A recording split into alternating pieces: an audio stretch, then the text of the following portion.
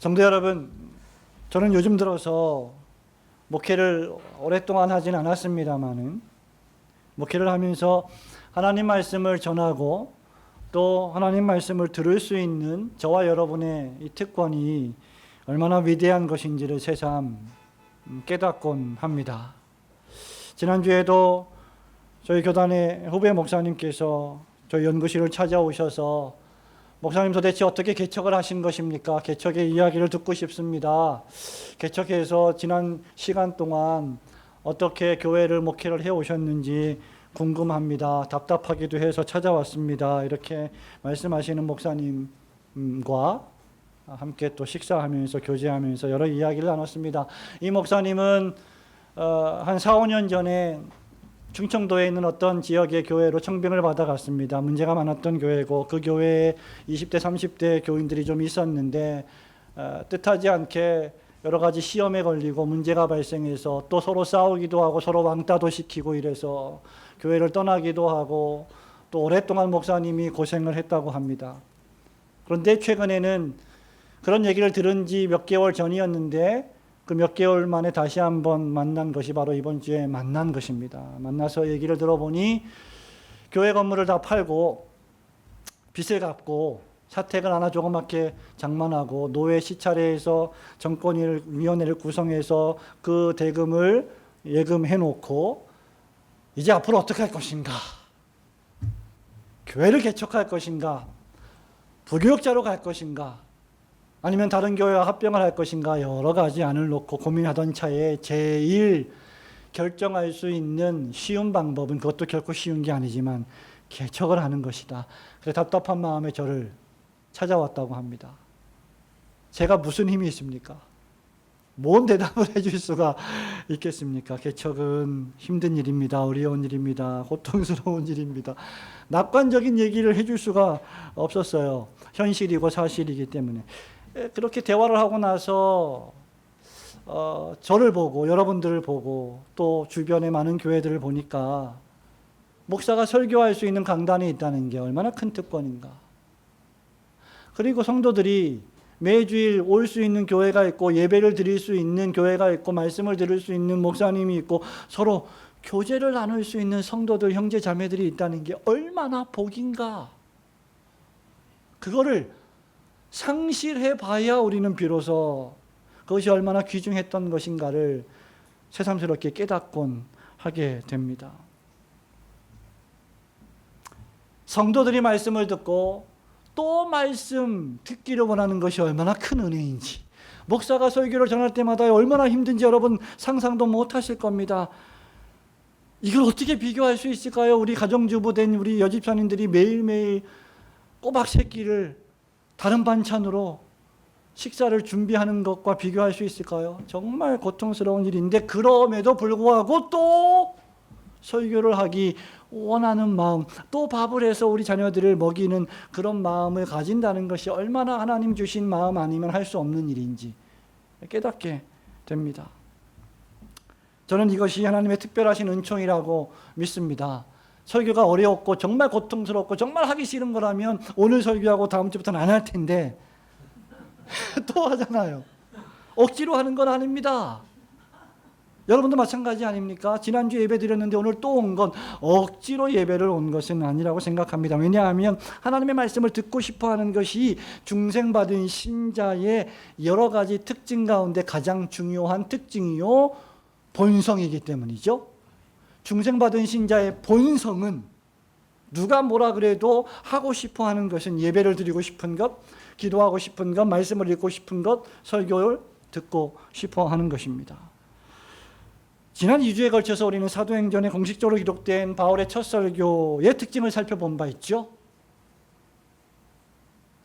저와 여러분의 기억력을 위해서 묻지는 않겠습니다. 많은 첫째로, 그래도 기억하실 겁니다. 첫째로 성경적 설교이어야 하는데 그 설교는 즉 구속 역사적이어야 한다. 둘째로 그리스도 중심적이어야 한다. 셋째로 더욱 깊이 들어가서 예수 그리스도의 성육신 중심이어야 한다. 그리스도의 십자가 죽음 중심이어야 한다. 그리고 부활 중심이어야 한다.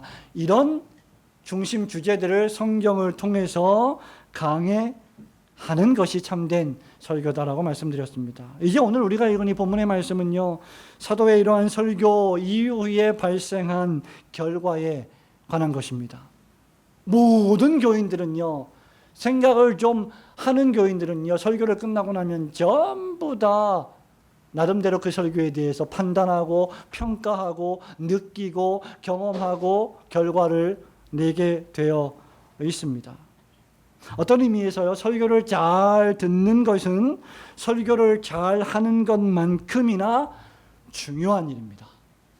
설교자는 설교를 잘해야 되고 성도들은 그 설교를 잘 들을 수 있어야 합니다. 왜냐하면 설교란 복음의 말씀을 전하는 것이며 하나님의 비밀의 폭로, 하나님의 그 뜻의 그 계시를 우리에게 알려주시는 것이기 때문에 이 복음의 말씀을 믿지 않는 자들에게는 구원적인 믿음을 발생시키는 방편인 한편 이미 예수님을 영접한 저와 여러분들 가운데 많은 사람들은 그 믿음을 더욱 강화시키는, 튼튼하게 하는 은혜의 방편이 되기 때문입니다. 그런데 이 결과가 이 중생받은 신자가 느끼는 이 설교의 그 결과가 모든 사람들에게 동일하게 긍정적으로 발생하는 것은 아닙니다.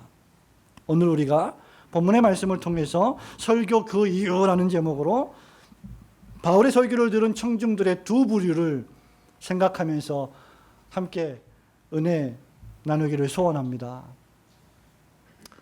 우리 소미가 옷을 갈아입고 있어서 제가 갑자기 유아실이 텅 열려 있으니까요, 아주 남자같이 이렇게 씩씩하게 옷을 갈아입고 있습니다. 오후니까 여러분 좀 캐주얼하게 말씀을 드립니다. 첫 번째 부류입니다. 설교 그 이유, 설교를 들은 그 결과, 첫 번째로 하나님의 말씀을 더 듣고 싶어 하는 사람들이 있었다는 사실입니다. 여러분 한번 오후니까 좀 따라해 볼까요? 하나님 말씀을 더 듣고 싶습니다. 요즘 이런 말하면 별로 안 좋아하죠. 설교는 짧을수록 좋고 설교는 짧을수록 은혜롭잖아요. 근데 더 듣고 싶어 한다? 이거는 뭔가 현대에 안 맞는 것 같습니다. 여러분, 이것은 바울이 전한 말씀의 효력 있는 결과입니다.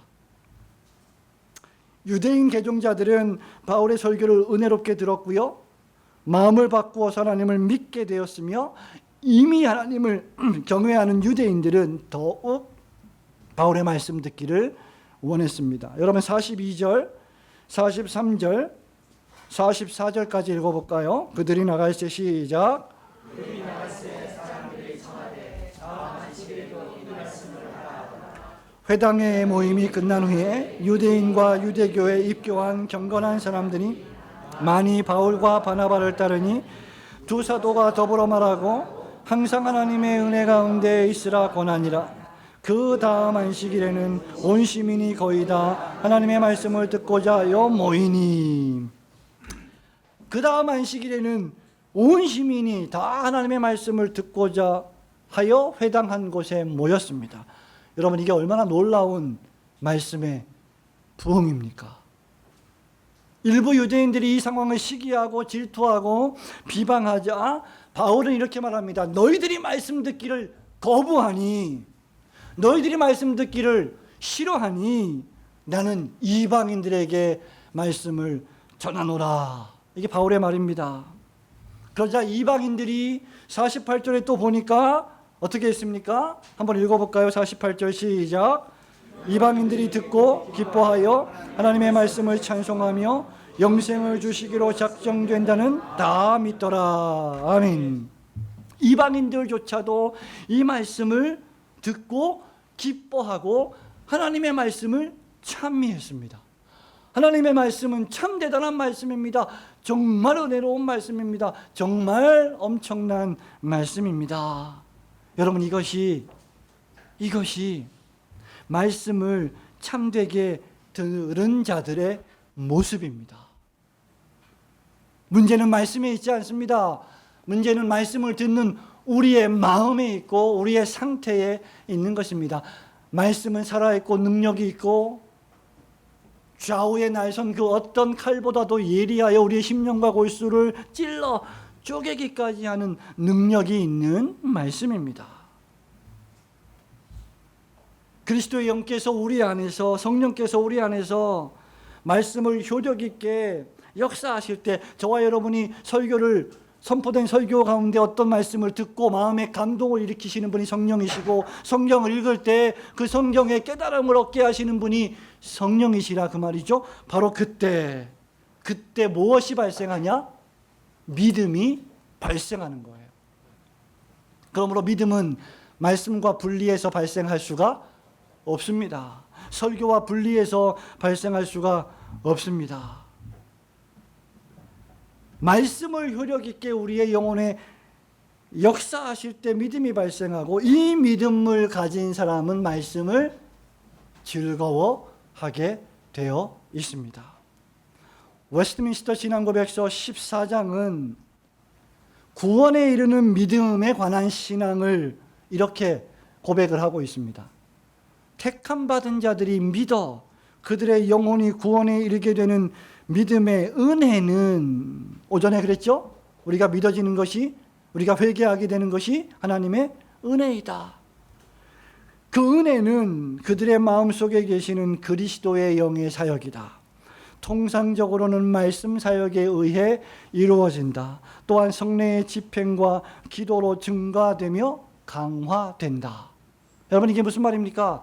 우리가 성경을 읽을 때, 우리가 성경을 해설하고 선포하는 설교를 들을 때 성령께서 우리 마음속에 죄를 깨닫게 하고 예수님을 영접하게 하고 구원받는 믿음을 불러일으키시고, 그 믿음이 더욱 증가되며 강한 확신으로 자라가게 하시는 것이 성령의 집행과 기도에 있다는 겁니다.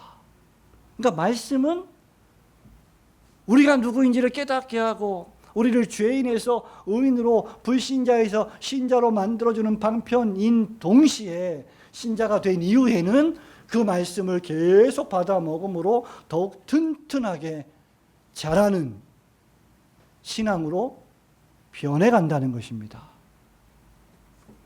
우리 보미소미 얘기를 본의 아니게 많이 하게 되는데, 하루가 다르게, 일주일이 다르게 너무너무 커요. 얼마나 컸으면 엄마가 아파갖고 병원에 입원을 했겠어요. 너무너무 잘 먹어요. 튼튼해요. 왜 튼튼합니까? 잘 먹으니까. 양육을 잘 받으니까. 우리 권전사님의 유전자를 잘 받고 태어나서 아이들이 여자아이들인데 이제 좀 더 크면 아름다워지겠죠. 이뻐지겠죠. 근데 튼튼해요. 지금은. 그래야 됩니다. 아이들은. 여러분, 이것이 우리에게 무엇을 교훈해 주고 있습니까? 신앙고백서에서 말하는 게 뭡니까? 구원적 믿음을 한번 받고 나면 우리는 그 믿음이 자라가야 되는데, 그 믿음이 자라가려면 성례, 세례와 성찬, 그리고 기도 생활에 힘써야 한다. 말씀 독경 생활에 힘써야 한다. 여기서 신앙고백서는 두 가지를 이야기하고 있습니다. 두 가지 믿음, 하나는 구원적 믿음이고 다른 하나는 그 구원적 믿음을 강화시키는 믿음입니다. 목사님, 저는요 한 번만 구원받으면 됐죠. 그냥 저는 구원받은 이후에 천국 갈 거니까 저는 계속해서 말씀 안 드릴게요. 예배 안 드릴게요. 기도 안 할게요. 그 오전에 우리가 들은 말씀처럼 그 믿음이 과연 진정한 믿음인가? 배고픈 사람은요 뭐라도 먹습니다. 제가 이런 말을 들었습니다. 제가 요즘 번역을 한참 한 20년 가까이 하다가 요즘 번역을 안 해요. 힘들어서요. 허리도 아프고 이제 체력도 예전 같지 않고 이제 나이도 5자로 넘어가니까 집중력도 떨어지고 새벽 1시, 2시까지 요즘은 집에 들어가면 침대에 빨리 누워요. 참 죄송합니다. 연세 많으신 저보다 연세 많으신 성도님들 앞에 계신데 힘든 거예요. 근데 그래서 번역을 안 하는 게 아니라 그러더라고요. 진짜 번역을 안 하는 이유는 이제 먹고 살만 하니까 안 하는 거다. 이런 말들을 하더라고요. 제일 좋은 작품은 언제 나오냐? 소설가, 시인, 영화배우 이런 사람들 하는 말 있죠. 배고플 때 정말 연기가 잘 되더라. 먹고 살아야 되니까. 이런 얘기 합니다. 여러분, 이 얘기를 왜 합니까? 배가 고프면 먹어야 됩니다. 살아야 되기 때문이죠. 우리가 구원적 믿음을 가지고 있으면 그 구원적 믿음은 계속 자라가야 됩니다. 하나님 말씀을 듣고 믿음으로 거듭나 자신이 죄인임을 깨닫고 구주 예수 그리스도가 아니면 이 죄로부터 나를 구원해 주실 다른 구세주가 없음을 깨닫는 신자는 그 복음의 말씀을 사랑하게 되어 있습니다. 오늘 우리가 찬송가 205장을 불렀잖아요. 주 예수 크신 사랑 늘 말해주시오, 또 들려주시오. 이거 영어 제목이 뭔지 아세요? Tell me the old story예요. 우리가 옛날에 듣던 말씀, 전부터 알았던 말씀, 새로울 것이 없는 말씀, 그러나 날마다 새로운 말씀, 그 말씀이 우리를 살게 하는 겁니다. 오늘 여기 하나님 말씀을 듣고 믿음을 가진 유대인들은 다음 주에 또 말씀 듣기를 원했습니다. 설교자를 청했습니다. 저도 여기저기 교회들의 요청을 받아서 설교를 하러 다니는 경우들이 종종 발생하는데요. 초청한 교회가 또 초청하는 경우가 있습니다. 왜 그럴까요? 말씀이 은혜롭기 때문입니다. 그것은 설교를 잘했을 수도 있겠지만 그것보다는 그들의 설교를 듣는 태도와 자세가 열려 있기 때문이죠. 하나님 말씀 듣기를 원하기 때문입니다. 여러분, 이들은 그저 일주일에 한 번 회당에 와서 바울의 말씀 듣는 것으로 만족하지 않았습니다. 그들은 할 수만 있으면 자주자주 말씀 듣기를 원했습니다. 자주자주 말씀을 듣는 성도들과 함께 교제하기를 원했습니다. 말씀을 듣고 싶어서, 말씀을 읽고 싶어서 견딜 수 없는 마음을 가진 사람들입니다. 회당에서 낭독되는 그 율법의 말씀을 듣는 것을 기쁨으로 여기는 사람들이었습니다. 말하자면 말씀과 사랑에 빠진 사람들입니다. 우리 위대한 신앙의 선배들, 우리의 부모님들, 그들이 비록 못 배웠고 그들이 비록 유명한 대학을 못 나왔어도 그들은 성경을 사랑했어요. 저와 여러분이 그들의 열정을 얼마나 따라갈 수 있을까?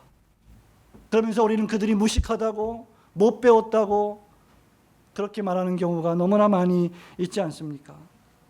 사람들은 자기가 좋아하는 것을 사랑하게 되어 있어요. 그리고 좋아하게 되어 있습니다.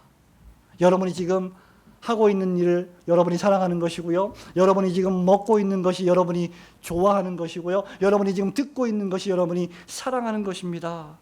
저는 최근에 우리 교회 옆 건물에 너랑 나랑 달달해 가게에서, 가게입니다. 가게 이름이에요.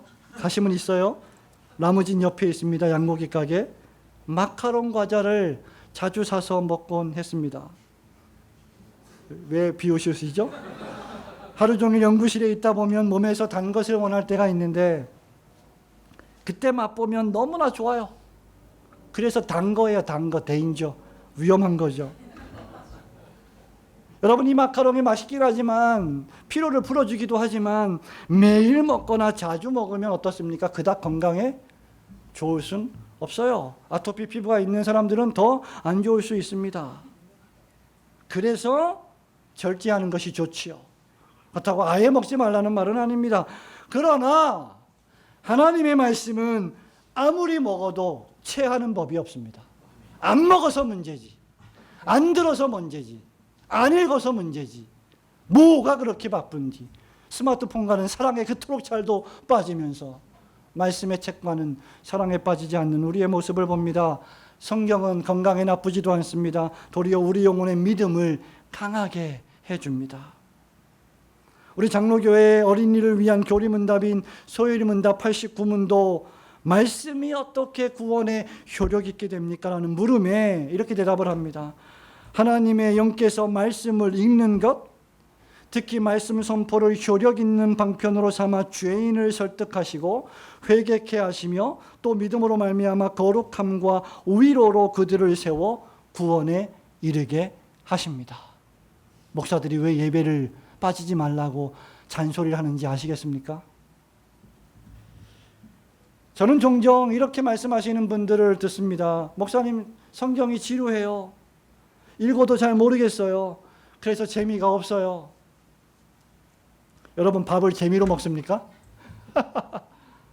밥은 생존입니다. 먹고 살만 하니까 이제 우리가 맛있는 것, 비싼 것, 귀한 것, 큰 집, 넓은 집, 카페도 뭐 이게 카페인지 공장인지 모르는 파주에 더티 트렁크 이런 데 가가지고 한 잔씩 마시고 이러고 사는 거죠.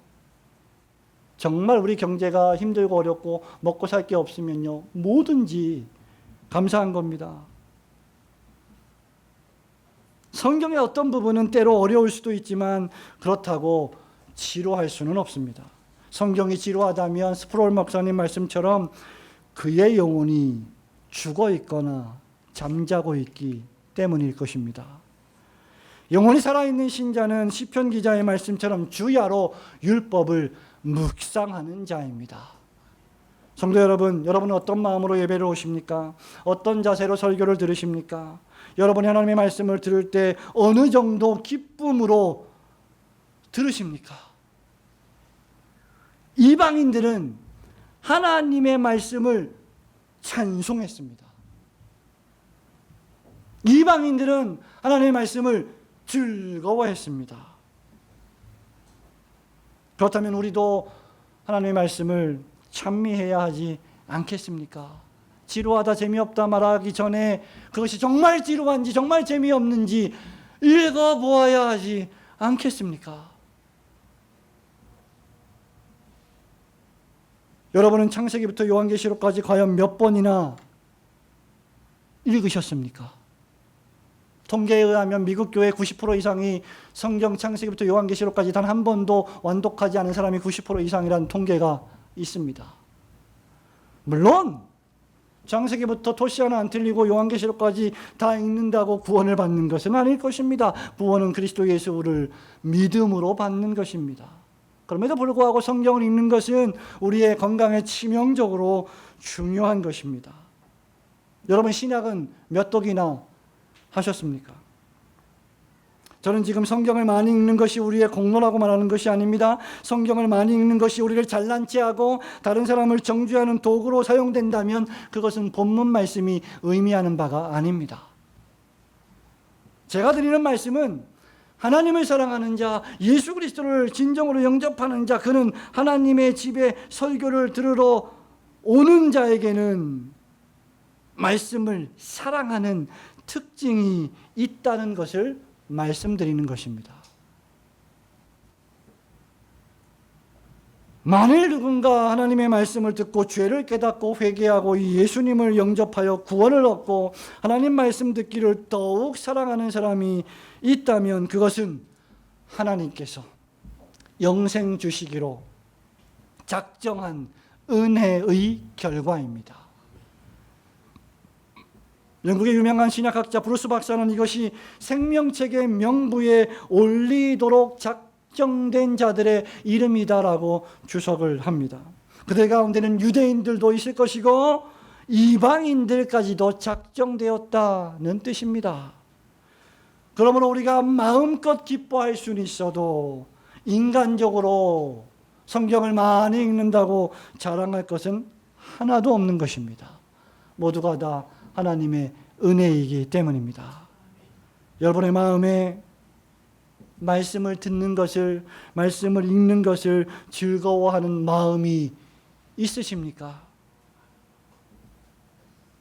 그렇다면 그런 마음을 주신 하나님께 모든 감사와 찬송과 영광을 돌리시는 성도들 되시기를 주님의 이름으로 축원합니다.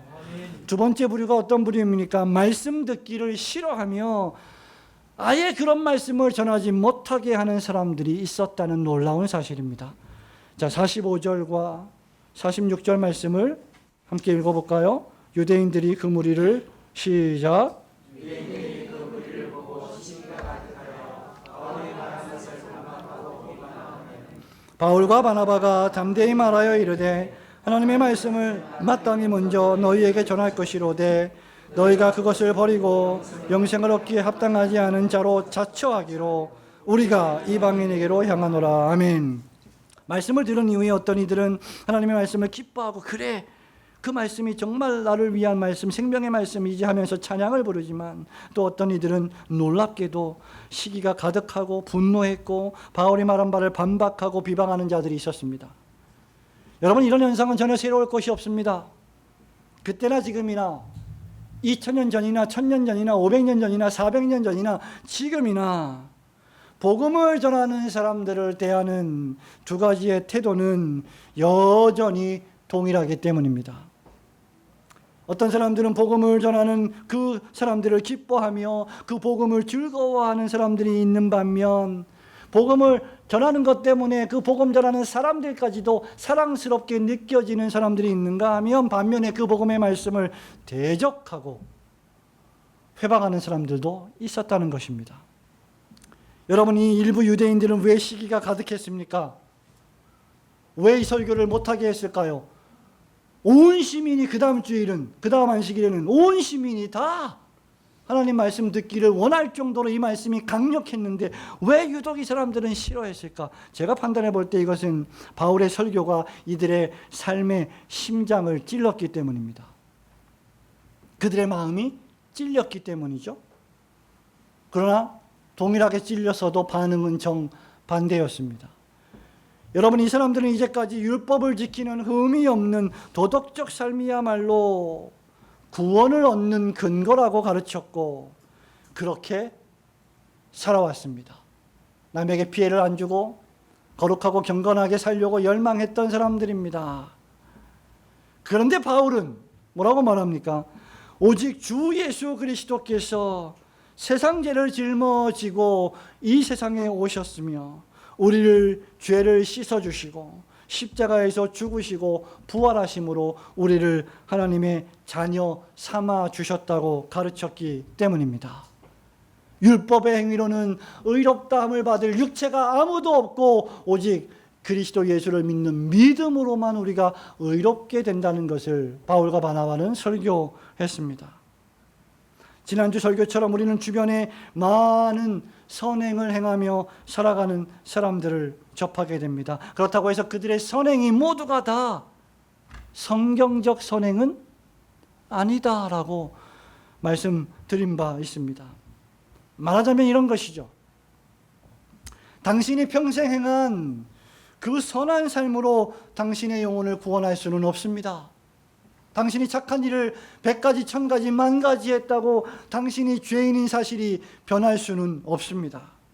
당신이 죄에서 구원을 얻으려면 당신이 죄인임을 인정하고 당신을 위해 죽으신 주 예수 그리스도 그분을 믿고 영접하고 환영해야 합니다. 받아들여야 합니다. 이렇게 말하는 겁니다, 바울이. 선한 삶,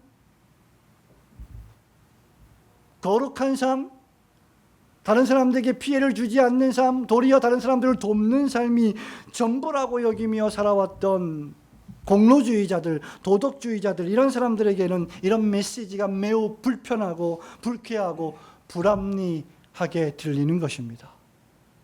교회가 거룩을 이야기하고 교회가 선행을 이야기하고 교회가 좀 더 많은 좋은 일들을 이야기해야 한다고 이들은 주장을 합니다. 고아원도 지어야 되고 양로원도 지어야 되고 학교와 병원도 지어야 되고 교회가 수많은 사회사업에 이바지해야 한다고 말하는 것입니다. 교회가 예수 그리스도께서 하나님이셨는데 그분이 사람의 몸을 입고 이 땅에 오셨다라고 하는 논리적으로 받아들일 수 없고 과학적으로 합리적으로 이해할 수 없는 말들을 하는 것은 교회가 할 말이 아니라고까지 이야기하는 사람들입니다.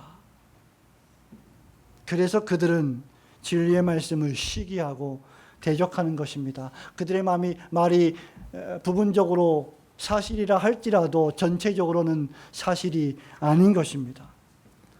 성도 여러분, 오래전 젊을 때 제가 권준희 전사님 나이 또래였을 때, 지금도 뭐 별 차이가, 죄송합니다. 차이가 좀 많이 있죠. 저는 그렇게 생각 안 하지만 그래도 나이가 많이 차이가 있습니다. 제가 젊을 때 한 20대 초중반 때 명동에서 노방설교와 전도를 한 적이 있습니다. 우리 신학생들이. 제 동기 신학생 전사님 한 분이 그 당시에 화신백화점 앞에서 설교를 합니다. 노방 설교를 합니다. 주 예수를 믿으세요. 그리하면 구원을 받을 것입니다. 그리고 다른 신학생들은 거리를 지나가는 사람들에게 전도지를 나누어 주며 상담을 하고 있었습니다. 그때 어느 지나가는 명동의 젊은 아가씨들이 설교하고 있는 나의 동기 전도사님을 바라보면서 이렇게 말하고 휙 지나갔습니다. 제가 한번 말씀드렸을 거예요. 너무 광적인 거 아니야? 이렇게 말하고 지나갔습니다. 여러분, 우리에게 믿음이 없다면 그렇게 거리에서 예수를 믿으라고, 우리가 죄인이라고, 우리에겐 소망이 없다고, 이 지구상에 있는 모든 범죄는 지금 우리가 타락한 결과라고 말하는 것은 전혀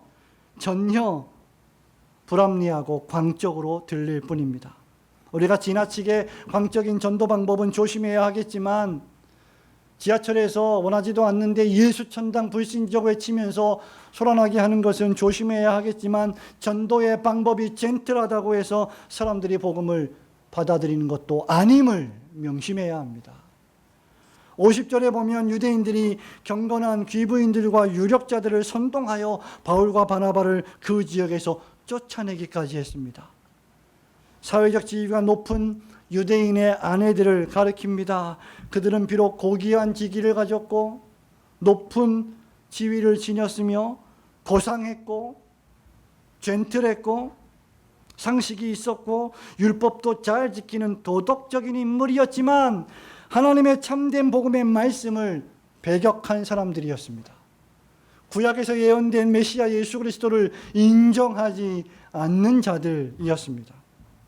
이들이 복음의 말씀을 받아들이지 않고 도리어 쫓아내자 바울과 바나바는 주님에게로부터 배운 것처럼 어떻게 했습니까? 발에 티끌을 털어버리고 이고니온으로 이동했고 그들에게는 기쁨과 성령이 충만했습니다.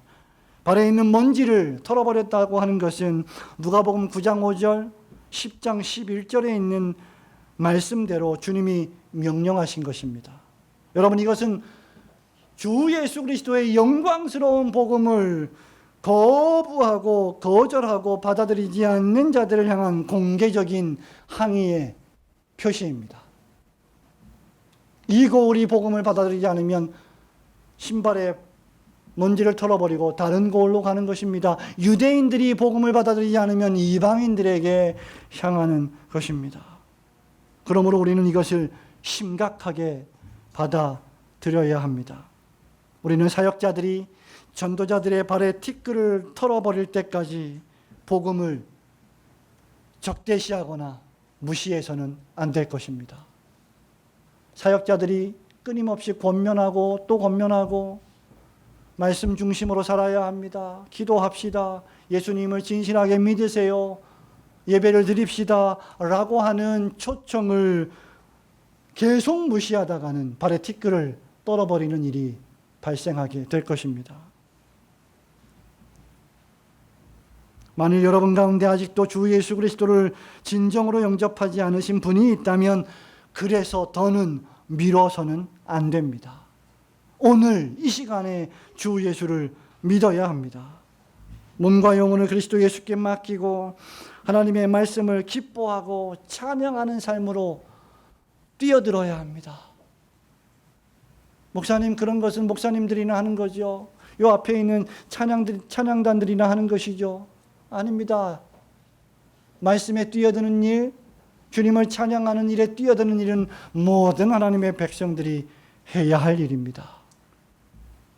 그저 한 발은 세상에 놓고 다른 한 발은 교회에 종교적으로만 들여놓는 양다리의 삶을 우리는 청산해야 합니다.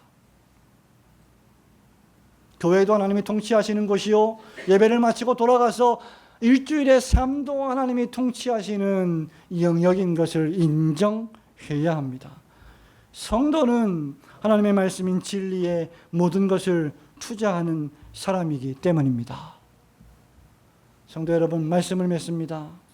그렇다면 이제 우리는 설교 그 이전과 그 이후에 어떻게 살아야 할 것인가?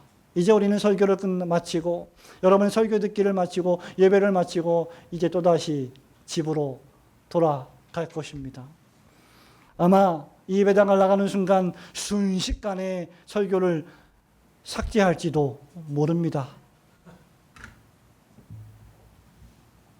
최근 나온 교회에서의 가정, The Family at the Church라고 하는 책을 쓴 조엘 비키 목사님이 이 책 2장 설교 말씀을 들을 준비하기라는 부분에서 우리에게 한 말은 큰 도움이 될 것입니다.